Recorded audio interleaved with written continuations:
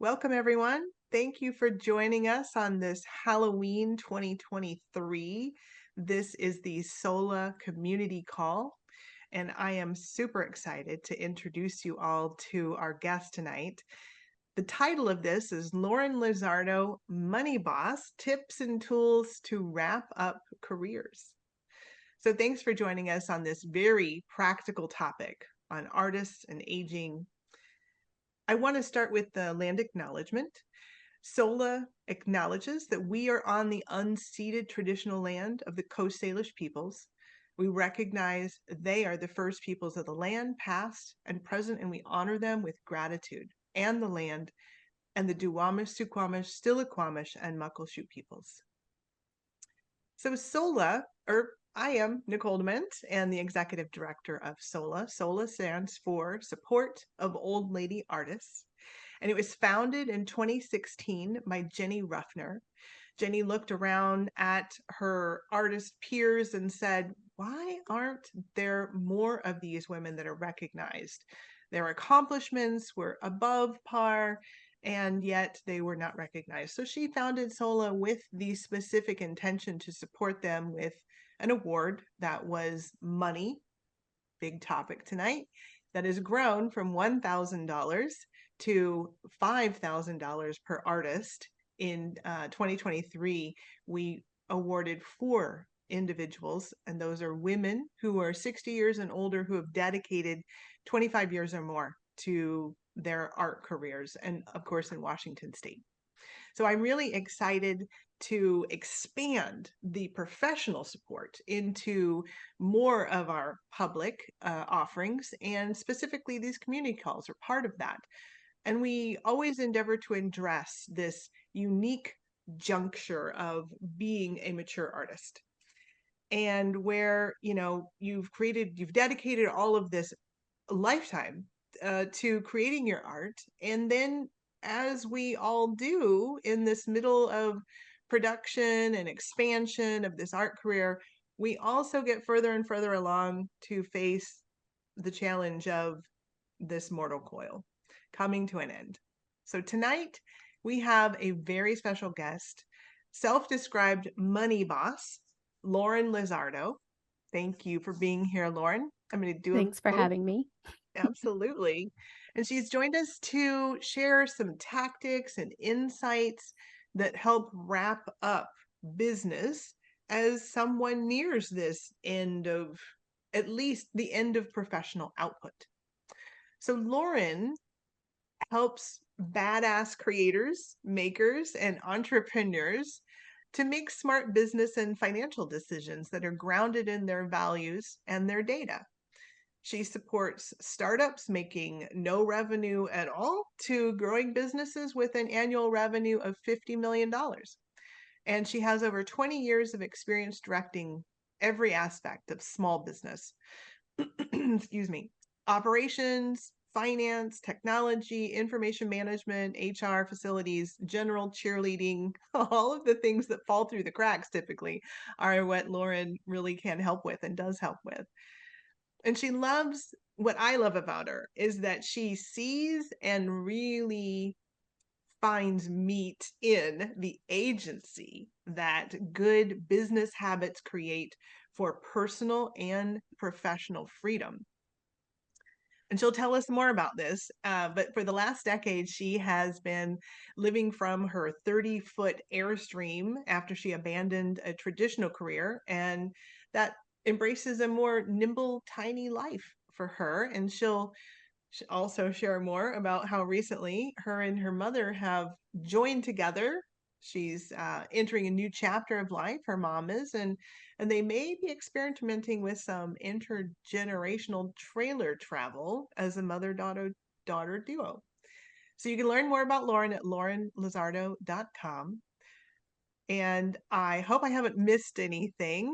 Mm-mm. Thank you so much. Please, everyone, welcome Lauren Lizardo. Thank you, everyone. Thank you so much for having me. Happy Halloween. I thought for sure I would see costumes. Is anyone getting dressed up after this phone call? No. No. You're just going to be Mellow. I love it. Well, thank you, Nicole, for that really nice introduction. And again, thanks for having me. I am, as Nicole said, yes, money boss, hopefully a heart boss too. Making sure your money is in alignment with your heart is kind of my big thing. Everyone see this? Yes. Mhm. Yeah. So I wanted to start with a little bit of background about me and my work, specifically about what I'm doing. So I am a fractional financial department for many. My primary work is to be a fractional financial department for businesses, mostly in the professional services arena. A lot of folks are creators, makers, who do a pretty large book of business, and that's kind of my bread and butter work, where I do everything from bookkeeping to big picture advising and analysis. I have a second bucket of business that I do, which is I am an advisor to makers, creators, folks who are getting started, folks who are curious about starting a business. Most of those people are from minority communities. Mm-hmm. And then the final thing, that my last bucket of work, is what Nicole mentioned, was my newsletter, which is really my freebie service that I want to give to people. I really love money. I love money so much. And one of the pillars of the work I do, or one of my philosophies, is that we need to be, I need to be involved in both the personal and professional side. As all of you know, all of you are businesses. So my thinking and my philosophy is that if we don't have our personal stuff together, our business finances can't run smoothly, and vice versa, right? They impact each other. And so one of the deals of working with me is that we do both personal and professional money management together. So I'm pretty involved in my clients' lives. And it puts me in a very special position, in that I've been involved with a lot of very large life pivots. Because I'm so much on the personal side, I've dealt with a lot of end of life. I've dealt with divorces, changing families, changing business partnerships. And I've just had a lot of exposure to all of that. And it's part of why I'm excited to talk to all of you, because I think that it's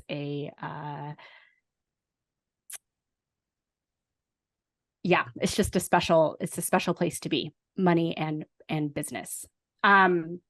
Specifically, and as Nicole mentioned, I also I moved in with my mom a year ago to help her out and help close up this, or not close up, but kind of usher her into this back half or back quarter of her life. I came home about a year ago, and it was obvious that she really needed help.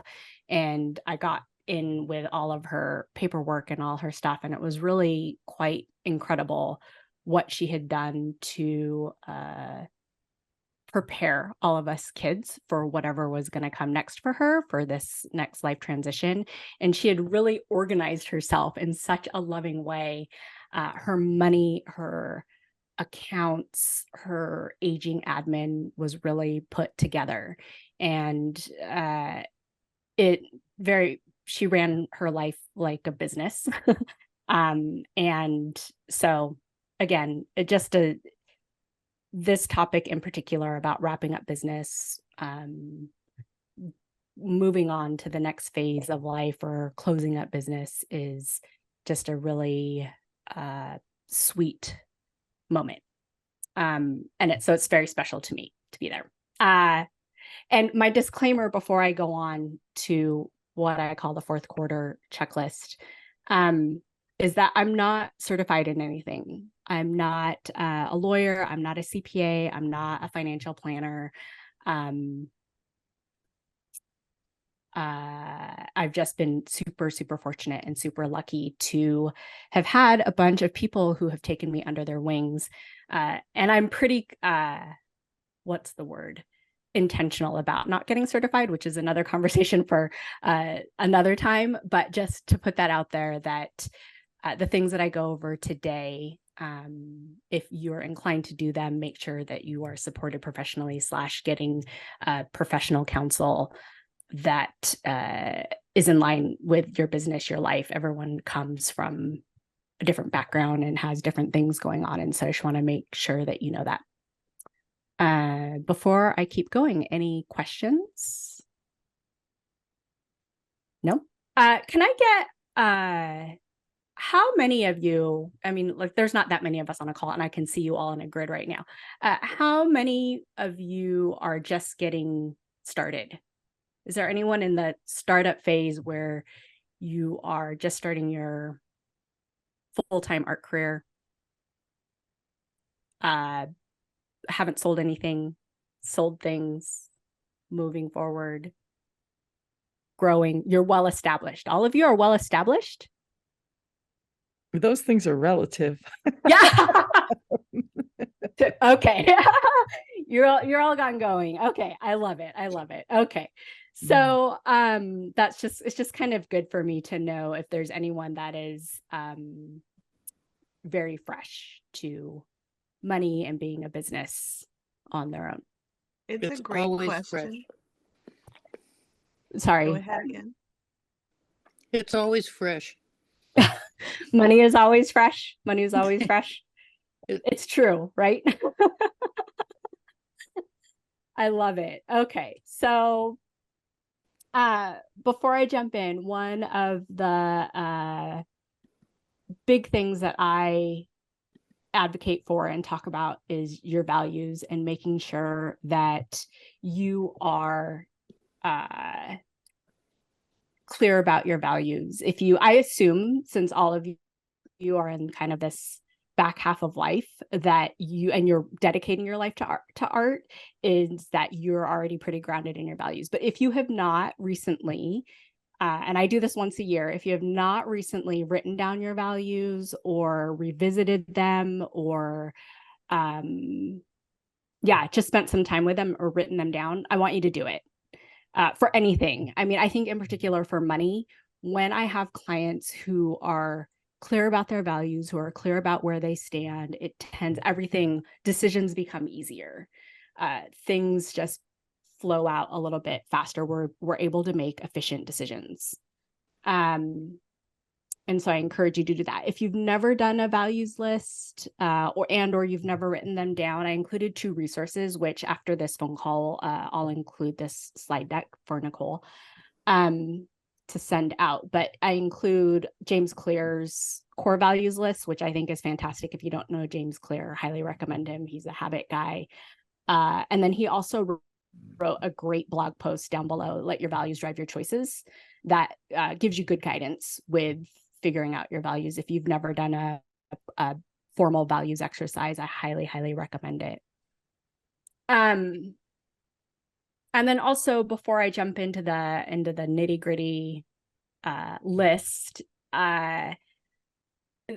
when my other belief and my other thing that drives how I organize data and how I would love for all of you to organize data and money in particular, is it should be a twofer. As you're winding things down and doing your final checklist, if your money is all put together and organized, it should help you in the present, and it should help you afterwards. It should help you in any major life transition. When and if, God forbid, you can't, you need someone to help you manage all of the money. If everything is organized, it becomes infinitely easier. And for whoever's supporting you, whoever is in your life who is helping you out, it's just as I said before earlier, my mom, the way she organized things was one of the most loving things she has ever done that I didn't know that she was doing the whole time. Because she did that, I have been able to step into the role of caregiver in a way that I don't think I fully could have if I was bogged down with finding things like passwords or account information or things like that. And I know that money can be scary. I also know that it can be really unsexy. And I also think that it's very loving when it is properly cared for. So again, twofer. It should be help you in the present day, make good decisions, and then it should also help you in any major life transition, including end of life. Does that make sense? Like, okay. Okay, so I think of everything in quarters as a finance person, first quarter, second quarter, third quarter, fourth quarter, because my life is ruled by taxes. And I also think of lifespans in quarters. And, when I look at an average lifespan, the back half is also sometimes the fourth quarter of our lives. And as it turns out, when I looked at my checklist for what I have all my business owners do in the fourth quarter of business is what I would say to any business owner and any person, what they should be doing if they haven't done it already to make sure these things are in place. So fourth quarter essentials checklist, also known as the MAD list, which is money, your administrative paper trail, and your death dossier. These are the three things that I look at with every business owner. I just started to do it. I've scheduled all my meetings with my clients, Q4, and we go through the same three things. They're a little bit farther ahead because they've had me. But if you didn't have me and you're just getting started, here are some of the things that I say. Of course, first is money, right? And I said this earlier, and I'll say it again. When money is organized in a way that's transparent, sorry about that, it helps provide clarity. It helps bring peace and ease to yourself and to everyone around you that is involved. And so the first thing that I say on the essentials list is, if you have not yet separated your personal and business money, separate it. Track them differently. It should be that I, as a person, can come into your books if you weren't around, and I can clearly see what is personal and what is business, which inevitably means there needs to be some kind of system. I have one artist. I'm not joking with you, and I love it. She uses a paper ledger, and she's color coded her expenses and her line items, and it works for her. It's a lot of work, but she does it once a month, and it's pretty cool to see. Some people like spreadsheets. Some people like software. Some people like to just separate their money by accounts. And so you just have two separate statements for your personal and for your business. But if you have not yet separated your personal and business money, that is like first thing that I would say. And then getting it into a system where it's clear what's in there, what's being spent. I always say, what's your money in and what's your money out? And have you line itemed it? Either on your spreadsheet, paper ledger. I have, again, in here, I have links to some free software to expensive software that can help you with your financial management and tracking your money. Personally, and I'll tell you, personally for me, I use a Google spreadsheet for my personal money. And for my business, I use QuickBooks Online. And everyone's going to be different with how they understand that. I also think that, it depends on where you're at and how in depth you want to go. But there are plenty of these links that I include: Wave, Tiller, Xero. They're four very different types of financial management systems. And I'm sure there's something in there that you could find. The third thing that I say is you need to create a list of assets. And what I mean by assets is things that can be sold in exchange for cash. And again, you need to do a personal list and a business list. I include a third bucket here called heart stuff. And the heart stuff are the things that you wouldn't necessarily ever sell or your loved ones would sell, but have sentimental value. They have heart value for you.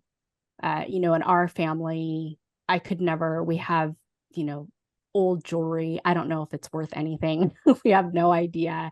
We're never going to get them valued. They're all very sentimental, but my mom has listed them all on a sheet and we add to it every once in a while. Like, my brother wants my dad's class ring and my other brother wants his wedding ring and I want my great aunt's brooch. And I think that's really important to do. If you haven't yet written kind of the sentimental things down, do it. And they're just as important as anything that could be sold. And hopefully I think it really varies per family, but just to put that out there that you have the 3 lists, I think those 3 lists are very important. And assets would be large. I would say things like cars, houses, collections of things. It would really, you could define that, but I'm not saying your forks and spoons, but larger ticket items. In the accounting world, I say anything over $1,000 if you need some guidance. And then the last thing is taxes. If you haven't yet paid for taxes or estimated taxes or haven't done it because your money isn't in order, make sure you pay your taxes and those are all caught up. And I just recently had a client and it took me about 6 months to figure out that she hadn't filed 4 years of taxes. And I've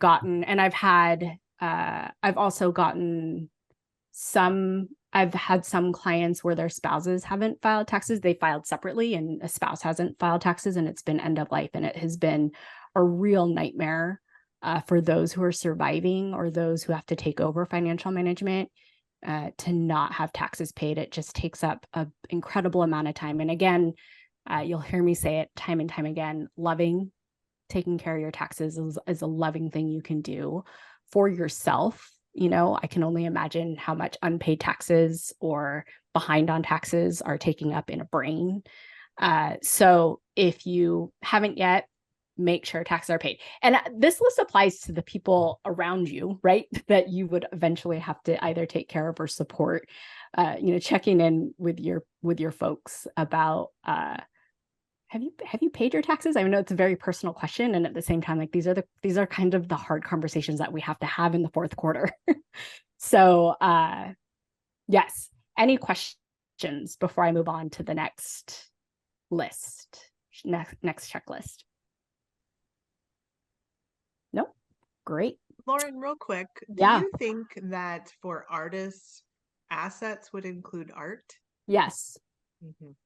100%. I mean, that's why I put it on there. Sorry if I wasn't clear about that. Yes. Just want to clarify. All of your art. And again, I would, in my brain, I would put that under collection. That's a collection. That's not, and they're individual line items. For sure. Or however you want to categorize your art. I mean, I think, Nicole, I was telling you, I watched part of your archiving community call and I was like, yes. Yeah. That archiving is important to do, especially from an accounting and close-up shop perspective. So I'll put a link to that for anyone that hasn't seen it already. It's on our YouTube channel, so stay tuned for that. I could be ahead of some of our friends here. It's a good one. It's a good one. If you haven't listened to it, I think that or watched it, I think that lends itself nicely to this conversation and documenting what you have. Okay. Admin paper trail. I didn't mean to put so many bullets on this page. I'm sorry. But I also knew that you were going to take this with you. And so I wanted to be super clear. Admin paper trail, I consider to be money adjacent in that it supports lots of times we can't do things with money because we don't have all the information to access our accounts or our information. So first thing I say to anyone is if there's nothing else that you do, create a password database. And in that password database, I want you to include account number, very basic high level details about the account, what it is. Maybe you have an intention for what that account is. Put it in the notes. I just had 2 clients who their spouses passed away and they did not have any end of life paperwork done. And the one thing that they did have was a password database, their spouse's password database, and their spouses gave them access to, just in case they were like an emergency person contact on the database. And because of that, they were able to access everything and they were able to take care of everything after their spouse died. And it was, once we found that, I can't tell you the relief that I witnessed was so, it really left an imprint on me. I mean, Nicole will tell you, I talk about passwords every chance I get, because if you don't have passwords, it's like the first obstacle to getting something done. It's the first obstacle to not separating your business and personal money, because you can't even get into the bank account to download the stuff. And you don't want to go to the actual bank to go get the information. So if there's only one thing that you take away from today, and if you haven't yet done it, password database, please do it. And again, I recommend, I have some apps that I like. I like to put things in the cloud. Not everyone trusts the cloud. There's paper ledgers or paper books. My mom, when I first moved in, the reason I could get into all of her stuff is because she had a big red binder that said passwords and logins. And my brother and I were very nervous about it, and at the same time, very grateful for it. So maybe if you do write it down, maybe don't make it that obvious. Have it be yours, and make sure someone knows where it is. And then the second thing I recommend is to have some key documents that are scanned and saved, either pictures of or PDFs of things, because if you have them available electronically, it facilitates things faster with banks, with credit card companies. If you are sick or ill and someone has to help you out, the electronic version of these kind of 5 things, which I say is your passport, license, social security card, insurance card, and EIN verification number, which I'll get to in a second. Having those scanned and saved in a place that you and your loved ones have access to, again, when they're needed, save the day. They just save time and energy and heart space for people. EIN verification number. Does anyone have an EIN here aside from you, Nicole? Because, you're the ED. Yeah. So if you don't have your EIN verification number, verification letter scanned or saved as a PDF, do it. Every time. I can't even think of it. It's like the number of times I need a PDF of that for a client and they can't find it. It has caused weeks of delay. And so I just say, have access to it. I do, for my mom in particular, I have a folder of all of her important docs in one photo folder that I keep. And so it makes it super easy to, access her stuff when I need to. I love Adobe Scan. Your phones, I don't know. Do people not have smartphones here? No. Oh, you're on mute, but I hear it and I love it. Yeah, Adobe Scan is amazing. Your phone camera is amazing. These are the things, if you see them in passing, just take a quick picture of it. I do want to put in a little plug for security, which is that make sure you have a password on your phone, make sure that your security is in place. I have, again, because I have a password database, all of the documents are inside my password database, so only I have access to them.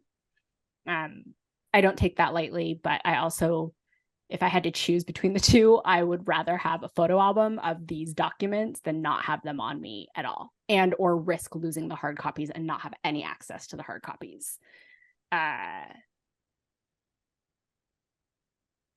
I'm very passionate about your administrative paper trail and having access to it. Any questions about that, about any of the admin stuff? Okay, I like it.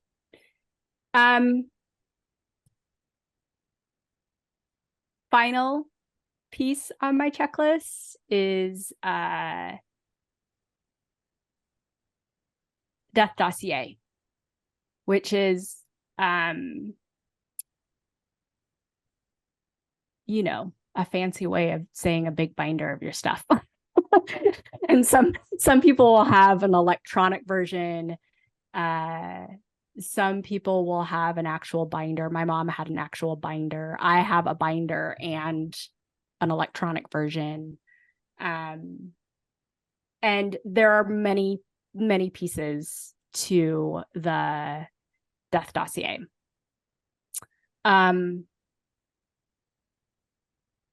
But the three that I really think of is your will, your power of attorney, and your health directive. And then also choosing someone to talk about that information with, if not someone's, multiple people. And I think for all my businesses, I've made them all talk to their families, their kids, their spouses, their partners, everyone. And it's always interesting to hear what comes up in the questions that come up. So I think the most important thing is your power of attorney. If you haven't yet chosen someone or someone's, having that in place, again, it just makes things easier. It facilitates conversations, and also, so if you're ever incapacitated or need someone to make decisions on behalf of you, they can do it without any obstacles. And I just can't tell you the number of times when I've come across a situation when there is no power of attorney, or they can't find the power of attorney because it wasn't scanned, because it was in paper, it was in someone's binder and nobody had access to the binder. So again, I would probably add that if you have a power of attorney, I would scan that and make sure that person has it and you have it to your scanned list. I think that, yeah, again, it's just one of those it's one of those things. If I had to choose only one thing from this list, power of attorney would be the most important.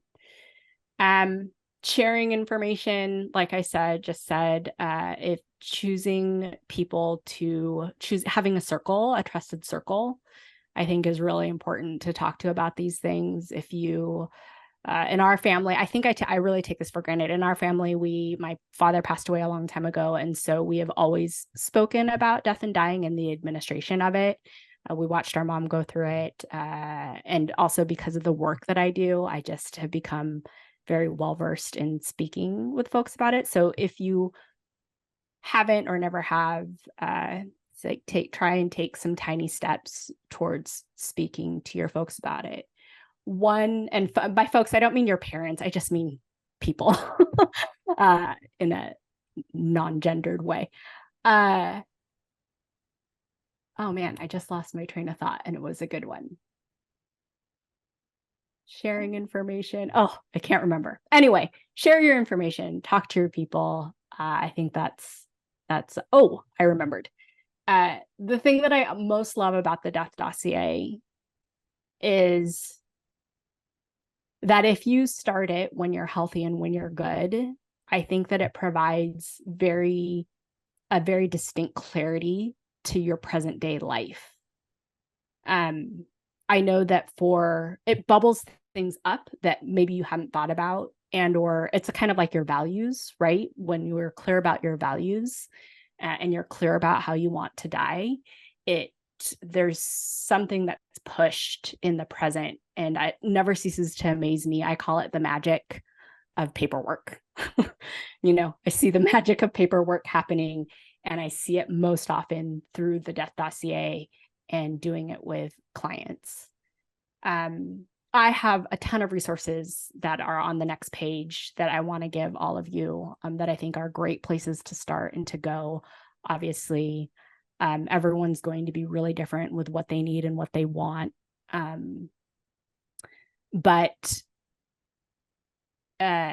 yeah, you could start anywhere. And I think that it helps you no matter what that piece is that you want to do.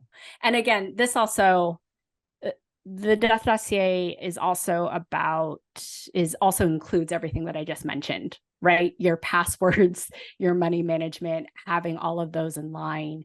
And so in some ways, those two are the prerequisite that's the beginning. You're already starting. If you haven't yet done your end of life paperwork, I would say that those are the two things. If you did those first two things above, you've already started. You already have a great foundation for your big binder, or your big electronic file. And then the last thing that I always like to say and remind people is that while you are in good health and you're clear and your mental state is good, health insurance, understanding your health insurance and understanding Medicare and understanding that world and what's covered, what's not covered. I know that it's a really big maze. And I think that when we can navigate it now and think about it and look at it, it just makes things a lot easier later on, / when we have to make a decision, or when you're really sick, you're not trying to learn about your coverage and try to make life and death decisions at the same time, which is just impossible. Again, all of this is in the service of alleviating whatever is to come. I told Nicole earlier, and someone else was asking me about like what the work that I do. And I said, my hope is that I'm always preparing you for opportunities, right? That I'm helping you get your data in order in a way that allows you to say an easy yes or an easy no to whatever comes your way. And part of that easy yes or part of that easy no is having access to all your information and knowing where everything is, knowing where your money is, knowing, just knowing what you have, what account you have, what assets you have. And also, and it goes down to insurance too, health insurance or lack thereof, right? Like what does Medicare cover? How does this whole administrative world work? Which I think there's so many rules and regulations, it can become very intimidating, but if we have a good grasp on them, it can take away some of the stress, I hope. This will be included. I have some faves on here. If you don't have or have never dealt with end of life stuff, Get Your Shit Together is 100% my favorite website. Does anyone know Get Your Shit Together? Does anyone? Oh yeah, I like that. And excuse the language.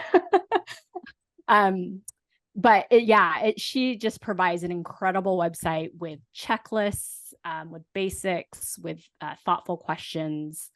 I think that she's done a phenomenal job. She lost her husband, I think, a decade ago, and she came up with this website, and it's a really beautiful service that she provides people. And a lot of it you can navigate for free, which is super cool.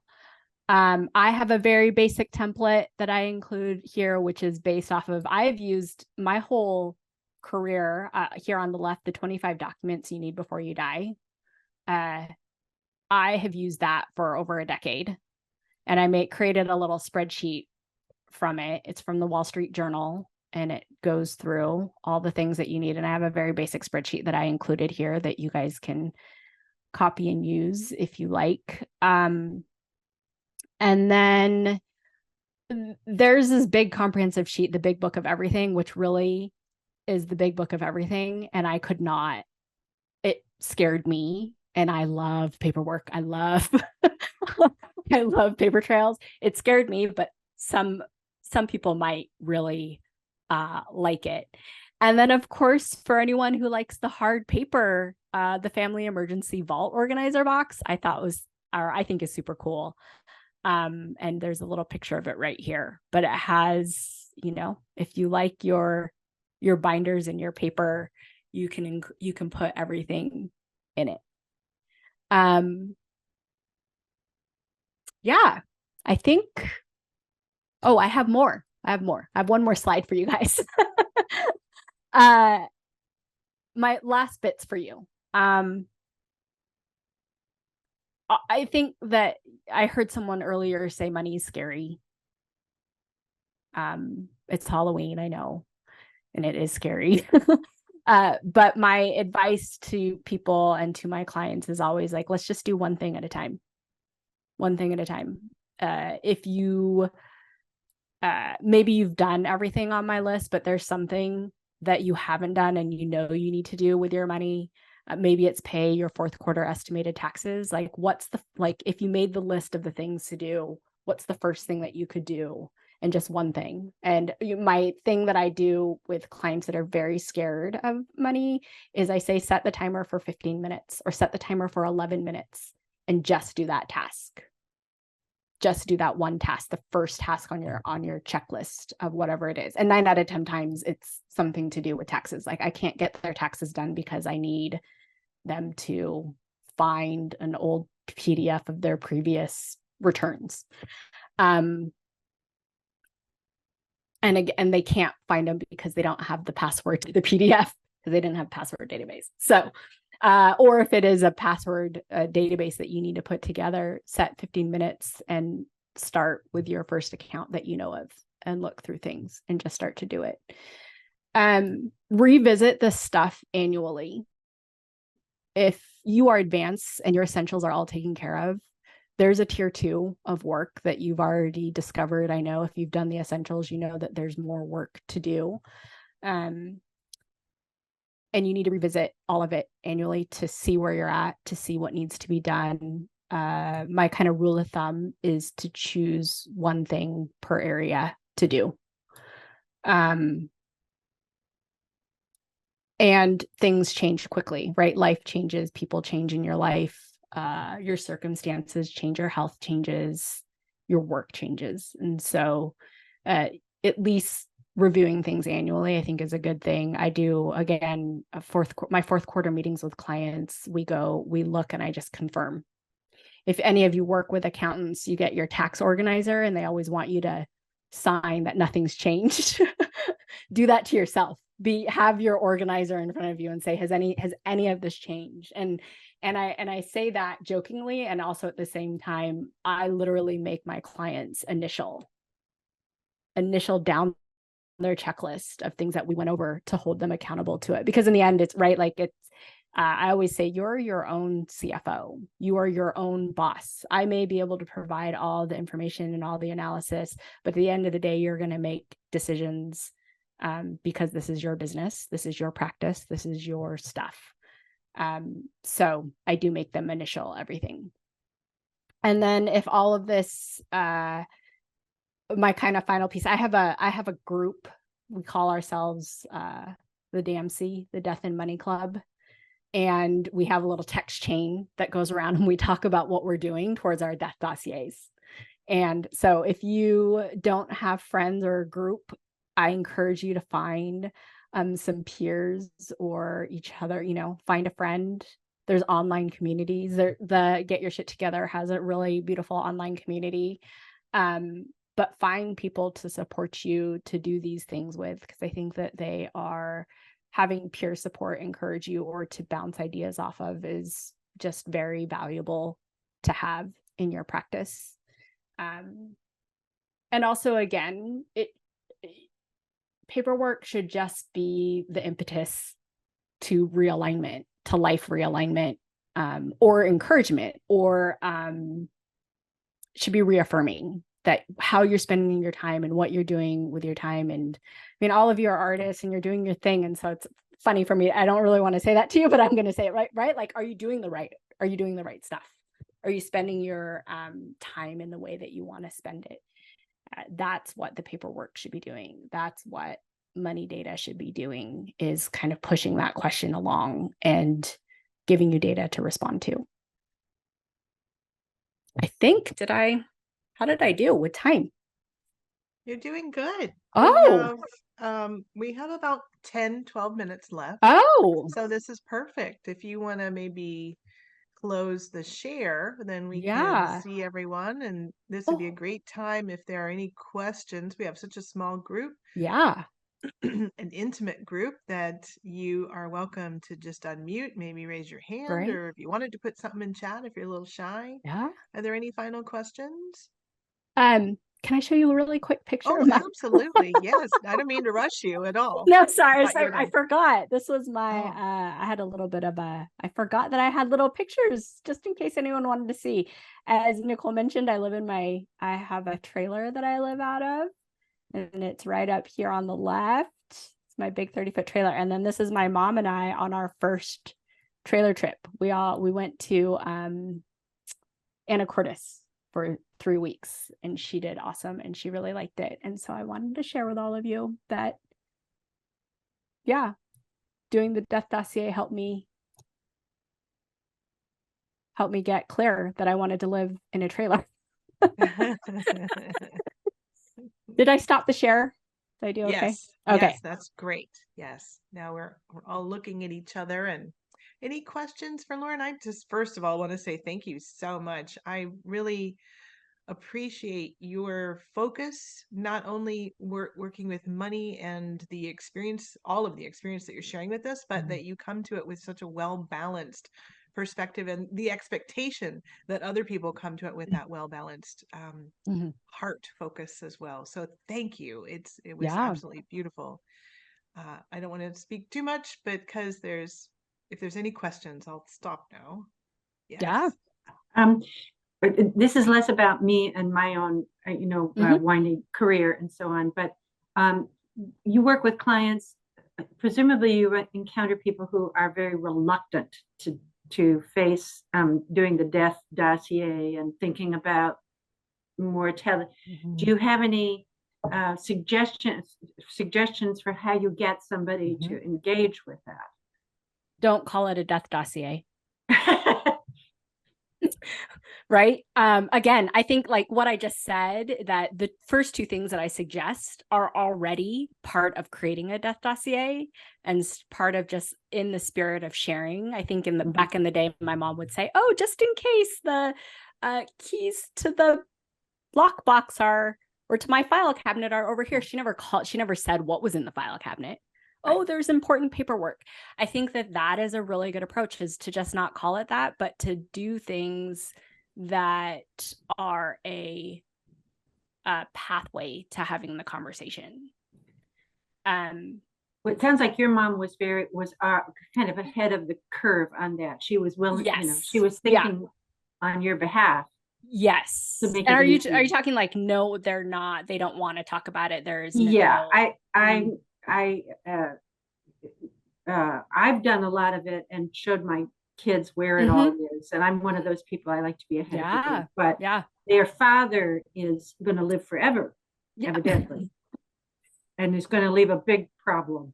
And so I don't know how you get the other person to engage when they're really through the kids, get the kids to.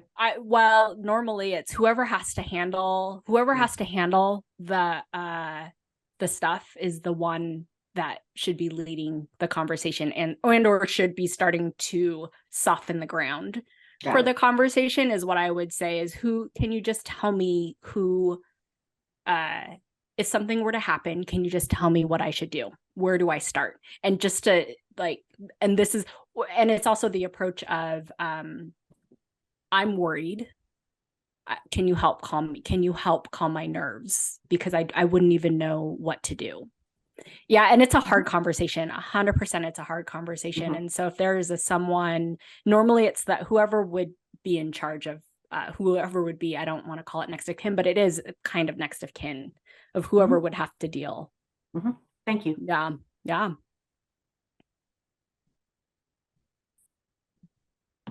Chat. Thank you for that great question. Yeah. Brenda, yes. Hi, I'm sorry I came in late. I wanted to ask about, you said the will, the power of attorney, and the health directive. Can you just describe what a health directive is? Is that to do with like living wills and things like that, or is it something else? Health directive is if you are incapacitated, who makes decisions on behalf of you. So, right, if something happens, you have an accident and you have a traumatic brain injury, who steps in for you and or who can make decisions for you. Normally, there's different kinds of health directives. The ones that I've seen the most are they only go into effect if someone is determined to be incapacitated. My mom has one where I can make decisions on behalf of her, even with her alive and with capacity. So there's different styles of doing it. A health directive is normally affiliated with a will. If any lawyer, any end of life paperwork will always, there's a health directive section that says this is what I want to do. It's also the area where you make the call about if you want to be, if you want life support. If you don't want life support, you spell all of that stuff out. You said just the health directive, or you wanted to know about the will and the power of attorney, or just how the health directive? Oh, yeah. The health term. Yeah, I think it's a common here in the U.S. Do they have it in other countries? I don't know if they have it in other countries. Yeah. Oh, well, I don't know about other countries. Well, I feel like a lot of other countries are much more evolved with the health directive, with healthcare in general. Potentially Is also that the more same as medical power of attorney? It's similar. Yeah, I would. This is where I would say lawyer is going to know better, but it's very similar. So the power of attorney you were talking about was strictly financial? But it could be medical and financial. It could be everything. For sure. And medical. Medical is normally included under power of attorney, I would say. Yeah, I just did all this, and there's a legal power of attorney, and then there's a medical power of attorney. There's two separate ones. That's what I thought. Thank you. Yeah, mine was in both, I think, but maybe I'm in Q4 too of my life. Thank you. Yeah. And also, can I ask a personal question? Sorry, do you have time? It's just a question to Lauren about why did doing your finances and your death dossier make you want to live in a trailer? Was it to not own a home and everything that goes with owning a home? We only have 4 minutes left. Because honestly, it really highlighted how I was spending my time. And what I learned about myself was that would I rather invest in different investments, or would I rather invest in a house? And if I invest in a house, what's involved with the investment of a house? It involves lawn care and dealing with outside people and changing light bulbs. And I was like, no, that's not how I want to spend my time. I also really wanted to be mobile. So the deal that I made with myself from a financial perspective was that I took the difference of what I could afford, as if I were paying a mortgage, and I'm not paying that obviously with the trailer, and I reinvested that money. So great. Yeah. Thank you. That's wise counsel, I think. Yeah, no, I don't. If you ask me, I get so mad about having to deal with sprinkler systems and blowouts during this. I'm in Yakima, Washington, and we're dealing with freezing weather, and I'm so bitter about sprinkler blowouts right now and cracking pipes. Good luck with that. Yeah, thank you. I did it. Started. Yes. Well, we are just a couple minutes till the end. Are there any other further questions? I have put Lauren's website, laurenlizardo.com, in the chat. So please connect with her, and I encourage you to sign up for her newsletter. Thank you. And I will make sure that the information that was part of her presentation today will be sent to you specifically. Even outside of the recording, there's a lot of information on that one page with the that spreadsheet is amazing. I can only imagine how intense the other one that said it was too much for you, because your spreadsheet is intense.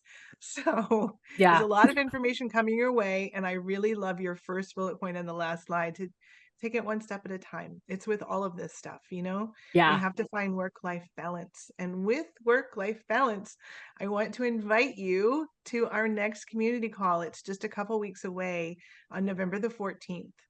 And it's a networking event where we're going to be looking at, through the famous female artist planner, which we also have it free on our website. I'll put a link to that in upcoming materials and on the Eventbrite page, where you can download all of the different worksheets that are part of that, one of which is a SMART goals worksheet. And we're going to, you know, take some of this information as well as the previous topics. Some of you I recognize from Sunday. It's been so long since I've seen you that, you know, we just scratched the surface of some of the materials that are part of that planner that we can do together. And it's sort of an accountability group, and just allowing us to be the allies for each other as we talk about these things that you know, we can geek out and have a little fun, among other things. And yes, thank you so much for adding that, Lauren. So is that the one document you want to talk a little bit about that? Well, oh no, so this whole deck, everything is, the whole deck is here, and everything is hyperlinked so that people can click through and look at everything. Love it. As needed. Perfect. And my email is open. If you have any questions, send me an email. If I know it, I'll give it to you for free. Thank you so much. You are so generous, so wise. We so appreciate you with all of this information. So if you want to unmute and just say thanks to Lauren and goodbye. It's been so nice to see you. Thank you. Thank you so much. Thank you. Happy Halloween. Take good care. Thank you. All right. Bye-bye. We'll see you all soon. Bye. Bye. Thank you. Bye.